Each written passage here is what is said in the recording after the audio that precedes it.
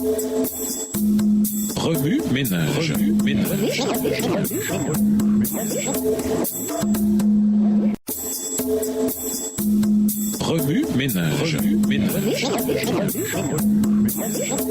Bienvenue dans votre émission Remue ménage. Nous voilà à la leçon de lundi. 1 plus 0 égale erreur. Comme vous le savez, bien que 0 soit un nombre entier, il est neutre en ce sens qu'il ne définit ni une valeur positive ni une valeur négative. Mais si vous vous souvenez des factoriels de la classe d'algèbre, vous vous souviendrez que la factorielle de 0 est mathématiquement définie comme étant 1. Elle doit être telle que tous les autres factoriels fonctionnent. L'équation d'aujourd'hui définit la sexualité comme étant vécue par un individu solitaire et cependant, même en l'absence d'une autre personne, d'autres personnes peuvent être impliquées. De quoi parlons-nous ici? Du sujet tabou de la masturbation. Tout d'abord, regardons les choses en face. La masturbation ne répond pas à la formule divine de l'expression sexuelle telle que présentée dans notre introduction, mais elle est pratiquée plus souvent que ne le confessent les célibataires et ceux qui sont mariés, les jeunes et les vieux, les riches et les pauvres, les hommes et les femmes, les religieux et les irréligieux, les religieux et les irréligieux. Pour certains, la masturbation est devenue un mécanisme permettant de faire face aux pulsions sexuelles qu'ils ne peuvent exprimer. Pour d'autres, c'est une forme de détente et une partie de leur journée comme une autre. D'autres, en proie à des sentiments de culpabilité, de honte et de défaite après chaque assouvissement, s'efforcent de ne plus se masturber. Voici 4 mythes courants qui circulent actuellement sur la pratique de la masturbation. Premièrement, c'est naturel, donc c'est bien. On fera valoir que même les petits-enfants explorent leurs organes génitaux d'une manière qui s'apparente à la masturbation. Si les normes sociales n'interdisaient pas un tel comportement, diraient certains, alors à mesure que le corps gagne en maturité, la masturbation serait une activité naturelle à laquelle on peut s'adonner sans éprouver de la culpabilité et de la honte. Ce point de vue ne correspond cependant pas à la perspective biblique qui ne définit pas la moralité par ce qui semble naturel. Le péché a tellement corrompu notre nature que nous ne devons pas faire de ces inclinations notre guide. Romains 8, le verset 7.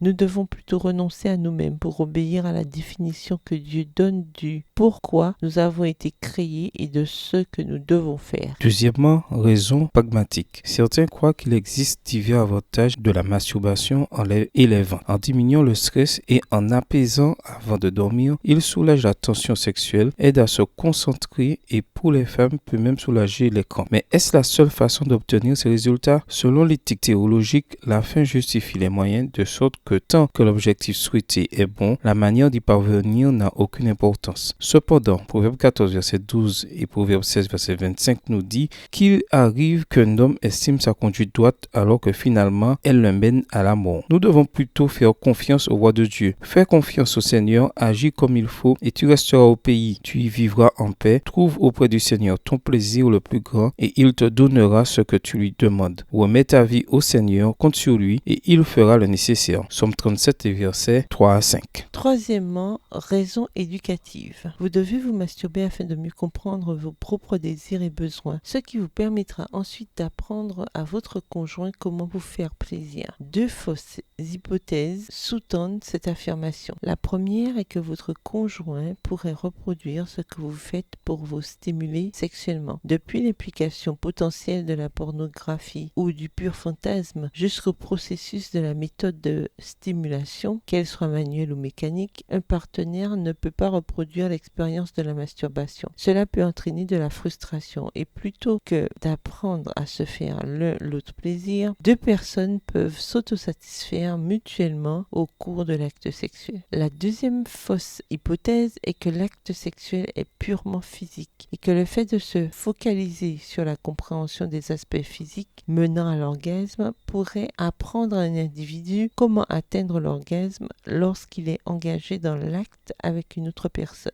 En fait, la masturbation est une fausse éducation sur ce à quoi ressemble l'intimité sexuelle entre 2 individus craignant Dieu. Poursuivez votre étude de la leçon pour en découvrir découvrir davantage sur ce point. Quatrièmement, ça ne fait de mal à personne. L'industrie pornographique est truffée de contenus douteux, qu'il s'agisse de porno-divulgation ou de vidéos réalisées par le biais du commerce du sexe. Ceux qui intègrent cette forme de médias n'ont aucune garantie que personne n'a été blessé lors du tournage. La pornographie mise à part, pour revenir au point précédent sur la fausse éducation de la masturbation, il y aura certainement des dommages émotionnels causés au partenaire qui découvre qu'il ne peut, malgré tous ses efforts, procurer du plaisir à son conjoint. De plus, même si nous ne comprenons pas pleinement les ramifications, une déviation de l'idéal de Dieu n'est jamais sans conséquences personnelles. Et plus important encore, le Dieu qui s'est donné lui-même pour que nous puissions connaître une vie chrétienne victorieuse mérite aussi notre considération. La pratique de la masturbation est alimentée par 3 choses répréhensibles. La pornographie, outre le danger potentiel pour les autres, est certainement répréhensible en vertu de Matthieu 5, les versets 27 et 28.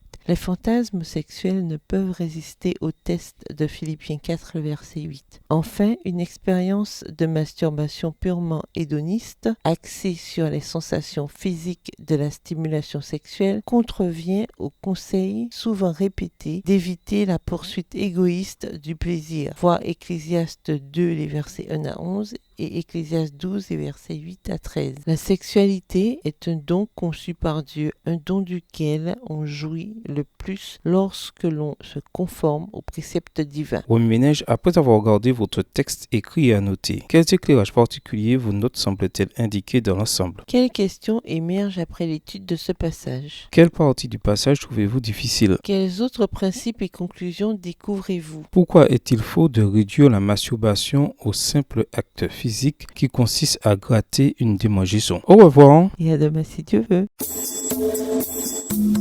Remue ménage. Remue ménage.